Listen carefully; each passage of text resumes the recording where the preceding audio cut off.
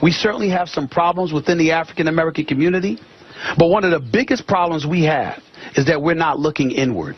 We're busy looking outside at everybody else, what everyone else has done to us, what history has done to us. Our ancestors, considering our history and what they had to go through and the sacrifices that they had to make to get us to this point, our ancestors will be ashamed of how we're conducting ourselves. I think Stephen A. Smith makes a great point. Welcome to the Steve Malzberg Show, and thanks for joining us at our new time, 5 p.m. Eastern and 2 p.m. Pacific time, right here on Newsmax Television. We have new developments in the Freddie Gray story, and the Washington Post last night reported that according to another prisoner in the police van, the same time that Freddie Gray was in the police van, but separated by a wall, and he couldn't see Freddie Gray, but he has sworn that he heard Freddie Gray banging around, and what he thought was trying to injure himself on purpose. Today, WJLA-TV just reported, the ABC affiliate in Baltimore, about an hour ago, that the medical examiner has come to the conclusion that the injuries occurred to Freddie Gray in the van, not from the police making the arrest. There's also a head injury suffered by Gray, consistent with, that had an imprint in his back of his head, consistent with a bolt that was bolted in the van, which would mean that somehow his head knocked on that bolt to make the imprint, resulting in the head injury. Does this mean anything definitive? No, because we also find out today that there was another stop that the van made. They found this out through surveillance cameras, not from police being forthcoming and saying, oh yeah, we stopped here. There were, I think, 3 stops that they admitted to, and now they found a 4th stop that they had not previously admitted to. And a surveillance video has shown, a city surveillance video or a store surveillance video, that that van had stopped at another location. What happened, what transpired, we don't know, and that seems to be the mantra for the day. But we are finding out bits and pieces. What happens? What happens if the medical examiner determines and the investigation shows that somehow this man banged his head against the van so hard and whatever and harmed himself, and the police did not harm him? Maybe the police should have buckled him in. Maybe they were culpable in that respect. But what happens if there was no hands up, don't shoot, just like in Ferguson? What happens if, just like in Ferguson and just like on Staten Island, no charges are forthcoming?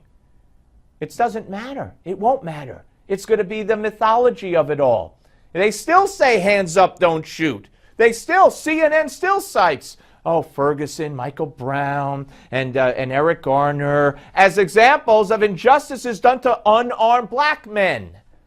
It's not going to matter what the facts are in this case. The narrative has been written, and the narrative will become legacy. And that's all. And it's to the advantage of the Al Sharptons of the world, and dare I say the Barack Obamas and the Eric Holders, who have no problem seeing this kind of unrest, in my mind. Joining us now to talk about this is Jonathan T. Gilliam, former Navy SEAL and FBI agent, president of U.S. Continued Service. Always good to see you, sir. Always good to be here. Love the sport coat. Thank you very much. All right, so what we found out today, you know, we still don't know what happened, so I don't know how much value we place in either of these, but the other prisoner, let's take it one at a time. How much credence do we put in the viewpoint or the opinion of another prisoner of what he heard and what that might mean? I think you can give, you know, it's hard to tell. I was going to say I think you can give some credence to it for what he heard. I mean, the reality about all this, though, is that you're just seeing standards that don't exist in a lot of police departments. And you're also seeing standards that don't exist in communities on the way people should act. And I think that really is what it all boils down to with this. It's really hard to say anything about what happened inside that van without the testimony of the law enforcement officers and without the testimony of this perp that was in the back of the van as well. Right, right. And of course, I think all but one of the officers, the driver of the van, have spoken to authorities. We don't know what they've said, though. Right. And how much does it bother you that we didn't know about one of the van stops until today through a surveillance camera, not through the police saying, oh yeah, by the way, we forgot to tell you we stopped here? Well, again, what bothers me about all this stuff is how people can't keep their mouth shut when an investigation's going on. Well, that's another thing. Look, if the guy was back there thrashing around and trying to injure himself, which happens, they stopped and put, leg irons on him. I mean, this stuff happens. They stop and do this stuff. The vehicles, apparently, with one of the friends of one of the cops came on one of the stations and was talking. If that vehicle has a GPS on it, they're going to know everywhere. There's no secret there. Right. The only secret is what's coming out to the press because the law enforcement is not releasing it because the investigation is underway. Yeah. I think, Steve, what this all boils down to, though, is this. Finally, a department that has more than half of the officers are black. African American, yeah. Right. So what you see now is that we can actually remove race from this. So now let's just look at good and bad, right? And when I say good and bad on law enforcement side, I don't look at good and bad cops as much as I look at good and bad policy. If somebody's on the ground and says they have an issue, there should be policy that says you got to call an ambulance for this. If you put somebody in the back of the van, policy should say you have to strap the guy in. And if you don't follow policy, you get fired, right? So when you look at the community, let's take race out of it, good and bad. You have bad people who dress and look a certain way because of the culture of prison. That's where a lot of the style comes from.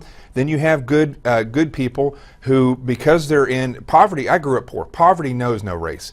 But what it does is it creates a real peer pressure within those communities that you have to act and dress a certain way. So now those two groups, good and bad, are dressing, acting the same way. You also have people that are just mad about the way they're being treated by law enforcement.